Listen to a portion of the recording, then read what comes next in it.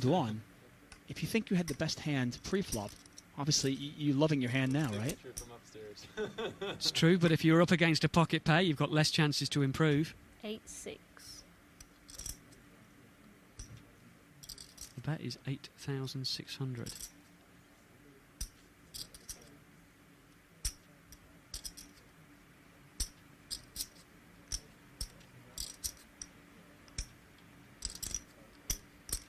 Counting out the call. It looks like he's going to float one off here.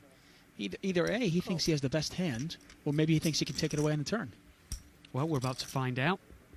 Pot Here now, comes our turn. Yeah, pot is now Jack. 3,900. Well, wow. Jackpot for Cunningham. He was drawing very slim. Has to love that, though.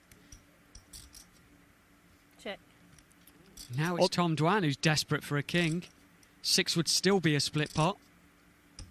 Although Dwan, when he gets called by Cunningham on the flop, does he think he's behind? Quite possibly. It's gone check, check. Check. Oh. Well, now it could look like it's going to be a chop pot. Now That could have counterfeited Alan Cunningham's hand if he's calling him down with a hand like pocket eights. So this could be a bet and a call. That could be the perfect card in the deck for Alan Cunningham. Maybe you could get 20,000 out of him here. Well, how much would he call? I mean, obviously Tom Dwan knows he's only calling to win half the pot. Of course. So how much would you call? 29. Well, he's bet 29. So Tom Dwan knows it's 29,000. It's 29,000 for me to win 17. Tom Dwan cannot beat the board. That's what he's playing. It's 29,000. Well, his check on the turn could end up being an absolute peach of a check. I don't think he was ever going to get any more money unless this jack came. I mean, if you're in Tom Dwan's spot, now you obviously can see the cards. Do you make this call? I mean, personally, I think I do, because I think Alan's such a good player that he might put the pressure on with this kind of a bet. I might fancy that 29,000 is going to win the pot, 25%, 30% of the time. I mean, you start thinking of what hands are you actually losing to? Exactly. That's the point. That's why he has to make the percentage call. Jack. He doesn't like it. He knows. He's even said he's got the jack. Oh, Tom Dwan's going to hate what he sees. He knows how unlucky he's been in this pot. Oh. Wow, what a hand. Who's winning all the money, Mikey?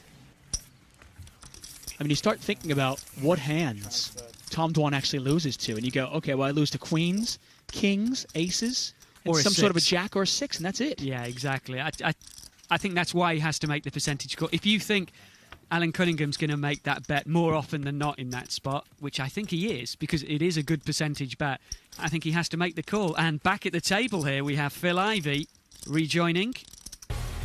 Take a look at the leaderboard here. Things have been shaken up just a little bit. Chris Ferguson on top of it, though, with $111,000. Mike Matusow up $96,000. Phil Ivey only up $22,000 now. And we've got a couple of big losers. Alan Cunningham down $53,000 despite winning that hand. Patrick Antonius down nearly $100,000. And Andrew Feldman is down over $100,000. Mike the Heart, Gus the Nit. It had to change sooner or later. Mike the Heart. Gus Hansen first to act. He's under the gun. Phil Ivey, by the way, has bought in for an additional $100,000. Now has the table covered. Has $221,000 in front of him. And Gus Hansen with the jokers. He's going to raise this up. Oh. Wow. Tom Dwan with 2 kings behind him. And when people ask, is it better to be tight or loose? I'll tell you one thing. Tom Dwan gets paid off more with kings than anybody else at this table. Yeah, that much is true.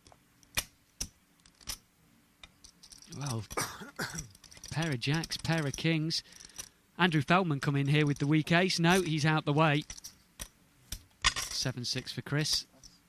He passes. Well, I can't believe there's 2 people out there with kings and we're still only seeing the flat call before the flop. Unbelievable. Well, they can't improve their hand. Gus Hansen can. He's the one that needs to at the moment. Oh, wow, and it's a dangerous flop for Gus Hansen. This is curious. Yeah, someone could get away from this because there's an open pair board and there's likely to be so much action. This could get huge. It's the only thing that might save Gus Hansen. If it was just Gus Hansen, Tom Dwan, Hansen could be in a lot of trouble. But Tom Dwan can actually win this hand with running spades. Yeah, so Alan Cunningham right now can only split the pot. He can't actually win it all to himself. And of course, Gus Hansen can win with a jack. 5,600 the bet. And you wonder, do all three of these players actually think they have the best hand? I'm pretty sure all three of them do, at least right now. It might change if the action goes up. Well, you get a bet from Dwan, Cool. a call from Alan Cunningham. And how does Gus Hansen play this? Well, it looks like he wants to call as well. Well, is he alarmed by the player to his right? Very well respected. Is he alarmed by that call? I don't think so. I still think that he might make a raise, even though he's only counted out a call bet. Well, he's moved all in here. All in? Wow. Well, now what do they do? Gus Hansen moves all in here. I just don't understand the play at all. He moves all in for what basically is $97,000. Well, it's $91,500. I can't see him get. There's no way Tom Dwan and Alan Cunningham are both going to fold. I wouldn't have thought so, but it's a very strange play. Looks like he's only going to get a call from someone who's got him beat. He's definitely not going to get a call from a 9, that much is certain. Maybe with an ace flush draw. But then how much do you like your hand anyway if he's got 2 overcards as well? Tom Dwan has got to think this one through, but they both have to think this one through. I tell you what, if he gets them both to fold, it'd be a miracle.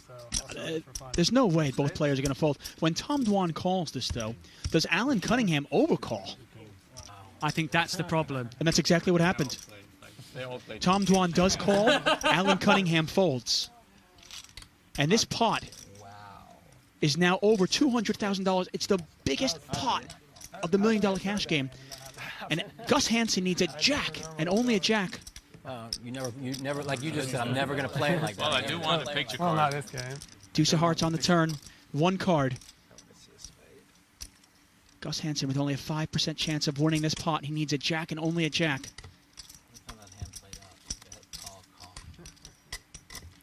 It was a picture card. And the Great Dane goes up in flames. Queen of Hearts on the river, and Tom Dwan wins $207,000. Gus Hansen felt it just like that. Gus, obviously a late comer to the table, but quite an explosive impact when you did actually make it. Talk us through the 2 jacks. Well, I'd rather forget the 2 jacks.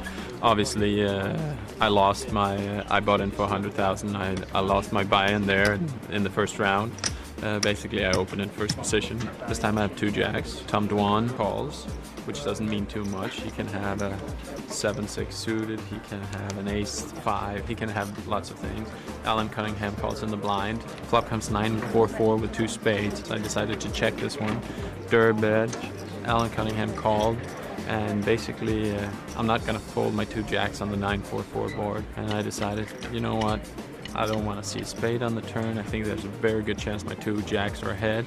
So I just shipped for 90,000 more. Called, and Alan Cunningham thought for a while and showed 2 kings. Folded, so obviously I was happy he folded 2 kings, but I wasn't too happy when turned over the 2 other kings. That was a decision I made at the table. Sometimes it's right, sometimes it's wrong. Here it was obviously wrong. I was up against 2 guys who both slow played kings before the flop. I didn't know that, and they caught me off guard. Tom Dwan on the button. Andrew Feldman, who is our big loser right now, down over $100,000, is first to act. His girlfriend in the audience. Pass. There she is right behind him, Chelsea. She's a veterinarian Pass. from London. Bet. Well, he's picking up some cards, is Alan Cunningham. He even looks shocked now. Yeah, he's a little bit embarrassed about the cards he's finding. Pass. Well, Matusow's going to call. That might bring in Ivey. Cool. That might bring in Ivey. What a silly question. Of course it'll bring in Ivey. Here we go. These 3 to the flop. Matusow first to act after this flop. We'll see what happens. 9. Well, 9-9-6. Once again, a good flop for an overpair. Well, when you've got aces, they're almost always going to be overpairs. The open pair, not so great. At least it's better than something like a 6-7-8, that kind of a hand, but still. think that's what I meant. Well, you get a bet from Ivey. And a call from Cunningham. Well, if anything about Cunningham, he's consistent. He certainly is. Pot now 15,600. Well, that's the third diamond out there. Neither player with a diamond, but Cunningham doesn't know that. 1,200 the bet. Sorry, 12,000. And Phil Ivey bets 12,000. Now, the last hand, Ivey had nothing. And There's he also checked it. some history between these two with aces, of course. We saw Alan Cunningham make an amazing laydown in an earlier series of $1 Million Cash Game. Cool. That was series 2. Now, this flop and this turn have a different texture, though. Oh, very We've much got 3 so. diamonds out there. We've got straight draws out there. And plus a paired board. Wow, that's a horrible card as well. It just gets worse and worse for Alan Cunningham. Ivey needs to fire again to win this pot. He knows that. Let me play devil's advocate just for a second, because I'm curious. Do you really think Ivey is betting 12,000 on the turn with 2 pair 9s and 6s? Are you really scared of the 6 on the river? I think you're probably right here. He's betting a 9, a flush, or nothing. Yeah, I mean, when he bets 12,000 on the turn after Cunningham calls me, I've either got a 9 there or a flush. The 6 doesn't really change much. Well, Ivey's bet 30,000. Pot is 69,600, so you're getting a little over 2 to 1. But you know the only thing you can beat is a bluff. Ivey has to be betting a 9 here to have him beat, really, unless he's betting a flush draw on the board. Does he carry on betting when the 6s come on the end with a flush? I definitely think Ivey would bet the flush here. I think Ivey knows what Cunningham has, and if I have a flush here, I'm betting against, because I put my opponent on pocket aces, pocket kings, and overpair.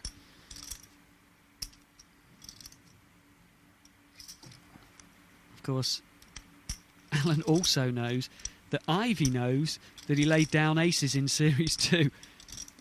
Oh, well, these guys, when you're talking about poker between these two players, you take it to the level, beyond the level, beyond the level. Tough spot for Cunningham. He's trying to figure it out. He came into this pot down over 50,000. If he wins this one, though, he'll be nearly even.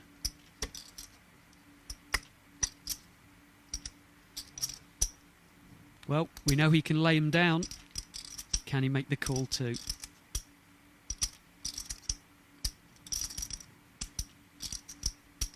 I think Alan's doing exactly what we've been doing, just going through the hands. I think he's decided to let it go. And this time, Phil Ivey runs Alan Cunningham off the best hand. Wow, what a play by Phil Ivey. I'll tell you, this guy never makes a wrong step. He always seems to know exactly when to bluff, how much to bluff, and who to bluff. Hi, I'm Phil Ivey, 7-time WSOP bracelet winner. I'm very competitive, and I like to play against people that I knew were better than me, so that would take my game to another level. And I just kept playing against people that were better than me until I caught up with them. To be a really great high stakes cash game player, you have to have good instincts. You have to be able to manage your money. You can't be afraid. You can't worry about losing. You can't let that affect. You can't let your last session affect your next session. So if you lose, $500,000 or $600,000 the day before, when you play the next day, you have to kind of free your mind of that and worry about making the correct decisions that day.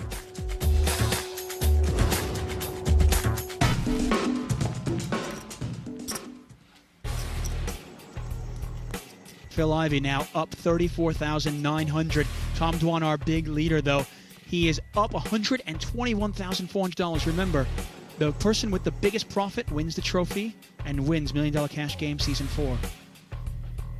Here comes Gus. He's back again. How was dinner? Barry Mundy. Okay. Looks like he's going to get him to sign for another 100,000.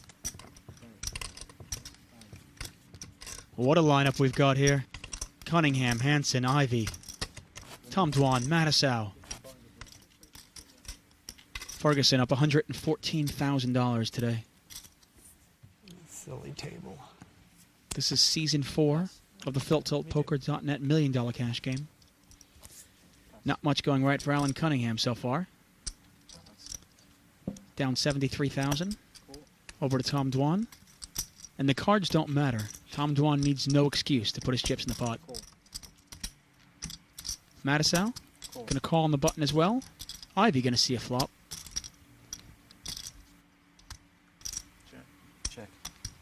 And Andrew Feldman is going to tap the table. And we will see a flop 4 ways. Pot is 3,100. Flop is 2, 8, 10. And wow, what a flop. 10, 8, deuce, all clubs. Yeah. And Andrew Feldman, finally, something goes right for him. He flops the king high flush.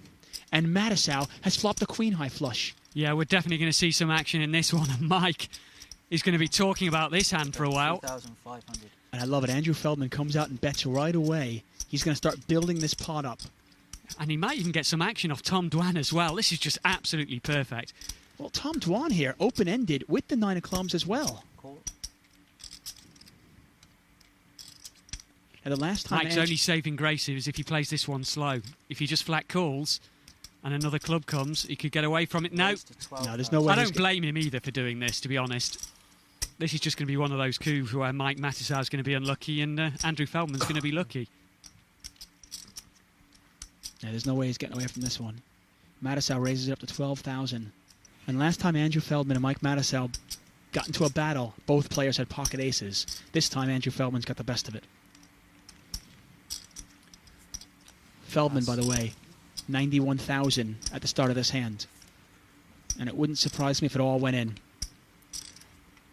I expect him to have close to 200,000 at the end of this hand.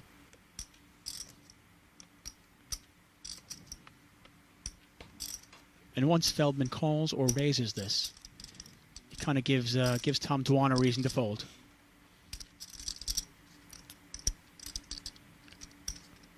I think the audience can smell a big pot coming. He really does have 2 choices here. He's out of position. That's the only thing that might make him think to make a re-raise. Matusow, Tom Dwan watching as Andrew Feldman thinks about what play is the right play. I think he's reaching for some more. Raise. And he is going to raise. He announced raise.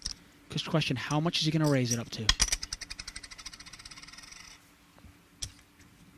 Well, it's an easy fold for Tom Dwan.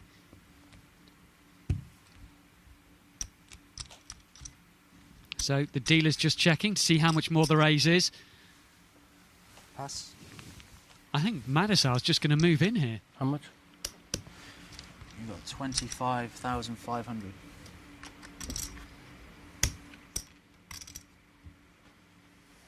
about 80. It's 13.5 back to Mike Matusow. Cool. Cool. Up the nuts, huh? You got the nuts? No. I got a flush. Me too. It's king. Queen. You're the king. Matusow moves all in. Andrew Feldman called immediately. Well, I'm not surprised he's called immediately. He's only losing to the ace flush. Matusow probably gives Feldman an ace. And, well, there's nothing else that can come now apart from a 9 and jack of clubs. And since we saw the 9 of clubs in Tom Dwan's hand, we know that Mike Matusow is drawing dead. He cannot win this hand. Well, if they'd have played this a little bit softly, they'd have caught Tom Dwan in the middle. Possibly. How much altogether? Well, bit of a cold deck situation there. Mike Matusow doing nothing wrong and losing that pot.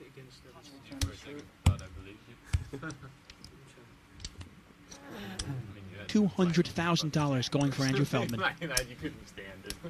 That's what happens when I play a bad hand. You showed heart though. What? Before the start of the hand. Get what I deserve, don't worry. Larry, 78,000. Play bad hands, you get what you deserve. Mike's just peeled away from the table for a couple of moments. Time to have a quick chat. How's it going out there for you? Well, it's going great until I just, I limped behind a couple limpers with queen 3 of clubs and the kid in the big blind let out. I was pretty sure he had a flush. I raised him pretty good on the flop. I was sure he didn't have the ace high flush. He re-raised me and I was just like, oh, if he has a king, I don't think he would lead the king high flush either, but he might have. And I just put it all in and he called. I thought maybe I had a shot when he said I got a flush. But just, it's my own fault, I guess, for limping with queen 3 behind. I would never play the hand, but I had a couple limpers. I was looking to flop something big. We're playing real deep. I was playing real good. Just got unlucky, I guess. Phil Ivey, up $43,000 today. Chris Ferguson having a fantastic day, up over 100,000. And Andrew Feldman, of course, a down day, now turning a little bit brighter. Still down 15,000, but feeling better than he was just a little while ago. And Alan Cunningham, who in my opinion is one of the best players in the world, doing nothing right today. I mean, he's getting unlucky, making bad folds. Well, no, I shouldn't say bad folds, incorrect folds, just the wrong time. Yeah, exactly, yes. But we definitely haven't seen his best game. He's made some mistakes that even he'd agree to. Oh, if everybody put in 10,000, then I would bet, yeah. Actually, Well, everybody should put peek in at the ladies of Andrew whoever Feldman. loses 10 to the other 5. His first act. That's the way to do it. Now, so far in this $1 million cash game, he's had kings and aces twice and hasn't made much from any of those. Let's see if the queens are kinder. Because you know that you andied and you know that Mike andied. I have no idea about the other 4 of us. I would bet it's between the 4 of us. Cunningham going to call this. In position with Kojak suited. And this is the kind of hand that Gus Hansen loves, right? Exactly. This is the kind of hand on the button he's very likely to play. Probably a good idea to keep the pot small at the moment. Unless he fancies a squeeze play against Alan. No, he doesn't. Pass. Just a good spot for him. Ivey with a terrible hand. But you know what? 3 other players in the pot, it might just be too enticing for him to lay it down. The problem is he doesn't know what he wants to catch. Well, does it make a difference for Phil Ivey? Well, 4-way to the flop. And this pot is now $10,400. Flop. 9-3. 9-3 deuce. What a couple of flop diamonds. for Gus Hansen. We could really see fireworks here. Gus Hansen has an open-ended straight draw plus the flush draw. Andrew Feldman with the overpair with the queens. Gus Hansen actually a favorite against the field. A 51% chance of taking this one down. Feldman with the queens. Oh, wow. Gus has bet 10,000. Feldman's laid the trap with the check. I think he's going to have to raise it. Gus has only got a little over 100,000 at the start of this hand. We're looking at another $200,000 pot here. And there it is, Andrew Feldman thinking of what do I want to do here? Do I want to build a big pot? I've got 2 queens. Then again, it's against Gus Hansen. He knows the way Gus can play. He knows Gus could have anything.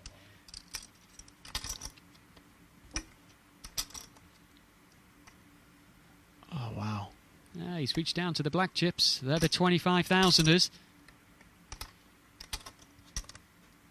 Gus Hansen, by the way, started this pot with 109,000. Okay, raise to And there is the raise.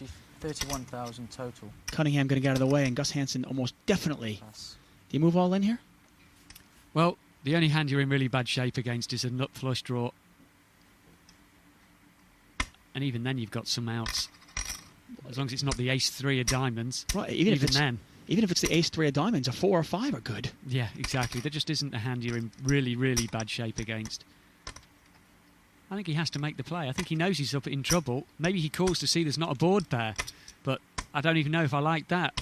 Well, he's behind right now, but the percentages say that he's a favorite. I mean, the correct play is to move all in, right? Well, that's what he's doing. All in. And now, if you're Andrew Feldman with the 2 queens, how much do you like your hand? He could very easily have a set. I don't think Feldman can fold this, though. The pot is now 150,000, and it's 76.6 to call. He's getting 2 to 1 on his money.